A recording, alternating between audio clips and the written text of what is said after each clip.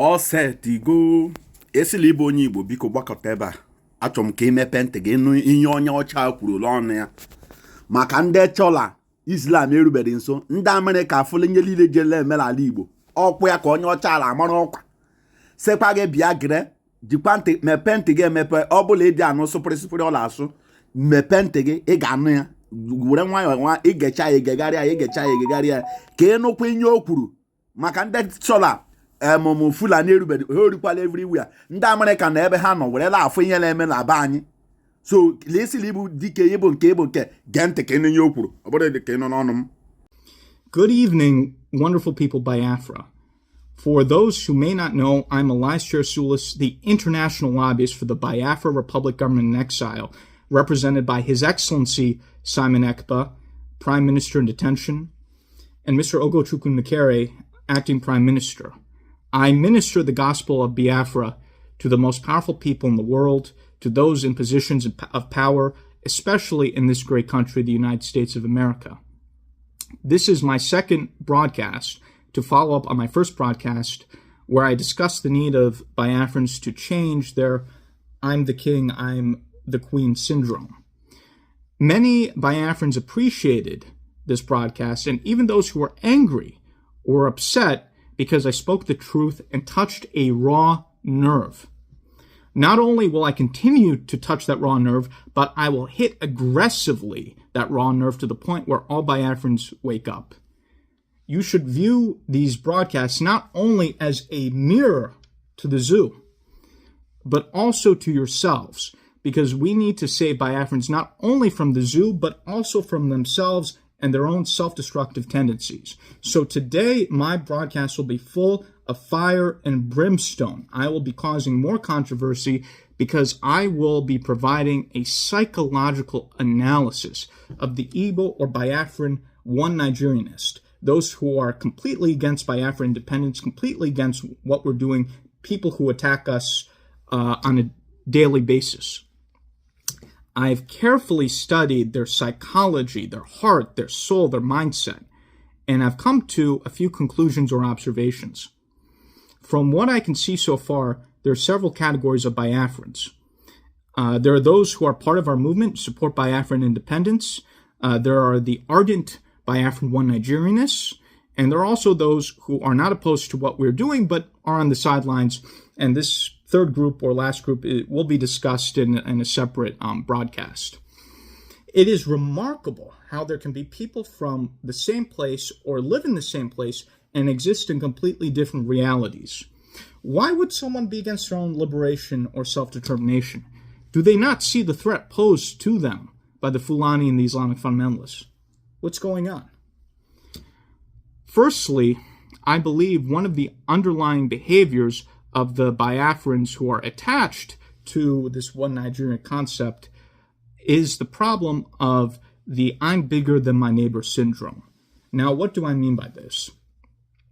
In Biafra land, there is a phenomenon I've read about where wealthy Biafrans build mansions in their hometowns which they never even lived in. I've read about this. I've watched videos about this. Why is this? This is so bizarre. Why do you build a house you don't even live in the house? Because there is an obsessive need among some of our Biafran brothers and sisters to show off. I've seen this obsession with showing off in my own personal experience. To provide a personal anecdote, I was aware of one situation where a Biafran lady, whom I personally know and will not name by name, went around telling everyone about how expensive and great her shoes were, telling everyone and their mother about how expensive her shoes were, and then also about how everything she does is perfect and so on and so forth. So this is not hypothetical. I've seen this firsthand with my own eye.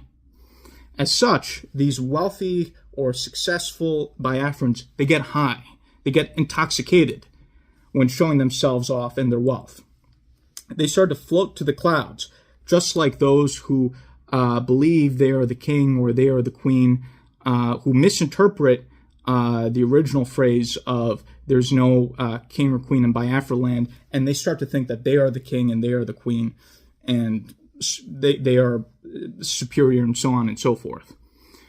So the problem is in the mindset of these people, What is the point of Biafra when I get to show off to everyone how rich I am and how superior I am? I have 2 Mercedes. My neighbors don't have anything. So what's the point of Biafra? I build a home that I don't even live in so everyone can just see how rich I am. So why is Biafra needed?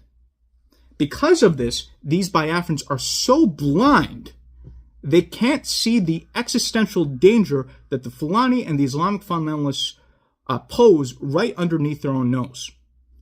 So let me explain the situation to you, the Biafran one Nigerianists who are listening. And I want you to listen very, very carefully to what I have to say to you. The Islamic fundamentalists have taken over the north of Nigeria. Previously, you had the Hausa Fulani people. Now they're just the Fulani. The Fulani have swallowed the Hausa. These Islamic fundamentalists have moved from the north into the southwest and now are targeting the Yoruba. You have a Muslim ticket leading the country, including a vice president who played an instrumental role in the rise of Boko Haram. There has been Islamic fundamentalist capture of the Nigerian state, the Nigerian military at all levels. According to an article in the Nigerian Punch newspaper in January of 2025, again, not my opinion, this is the newspaper in Nigeria, and I quote, "Leaders of pan-Yoruba groups representing artisans, workers, students, community-based groups, traders, professional, and self-determination groups have jointly expressed their opposition against the move to introduce Sharia law in Yoruba land." So this is not simply a matter of terrorist groups and Fulani herders killing Biafrans or people in Nigeria, which again is an ongoing and serious issue. This is also a matter of systematic takeover of the entire country by radical Islamic fundamentalists. If the Islamic fundamentalists take over Yoruba land, obviously the next and the last target will be Biafra land.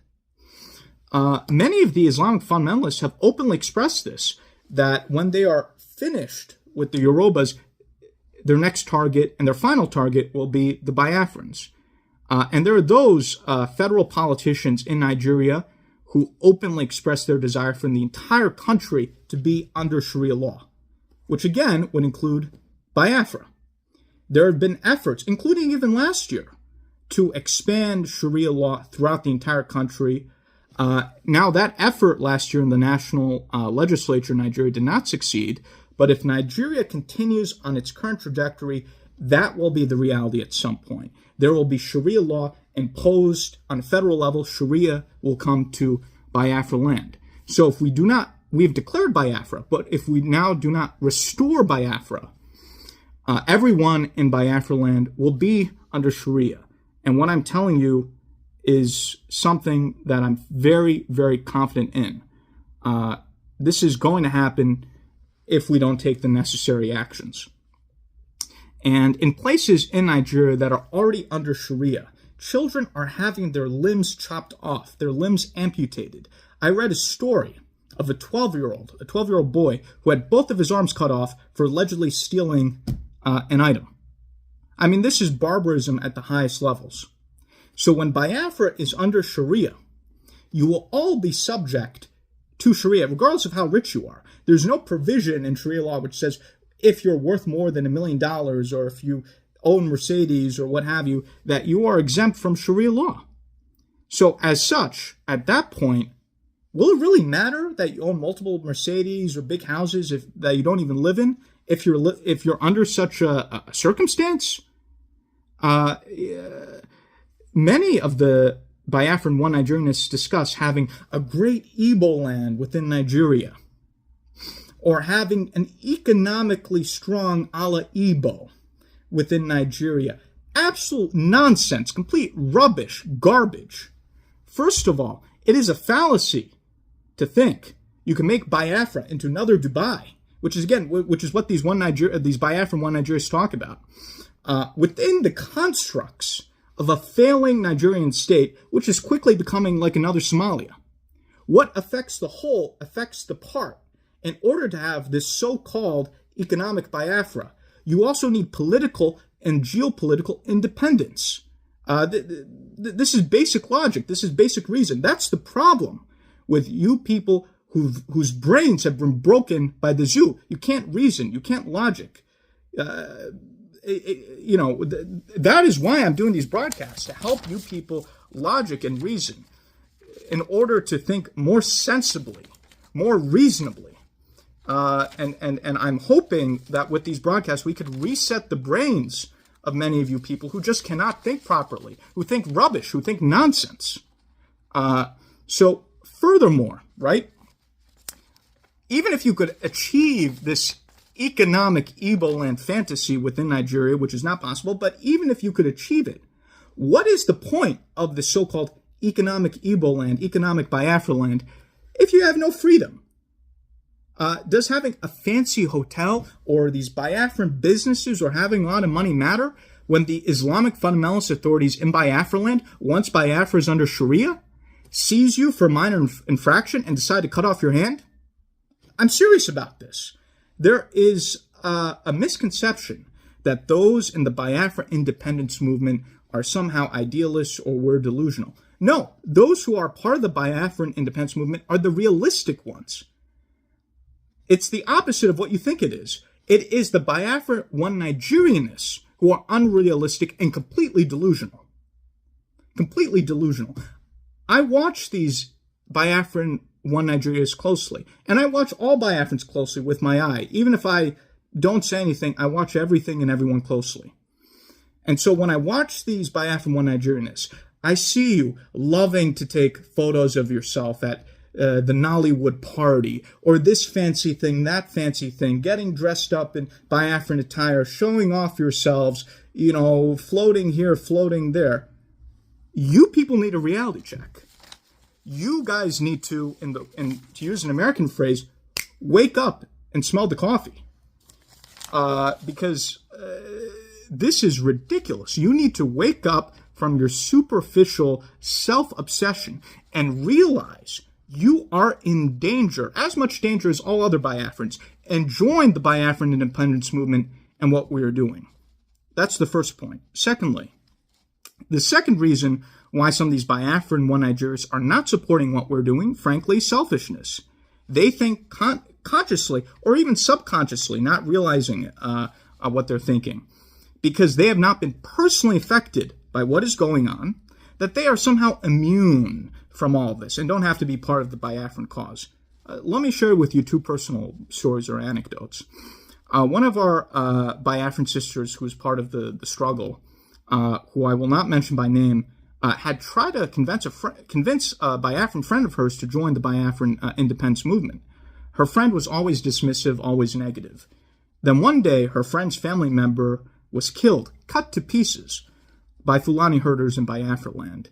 And after this murder, she changed her mind and asked to get involved in the Biafran struggle. I have a second story. Another member of the Biafran struggle had a highly educated doctor that she went to.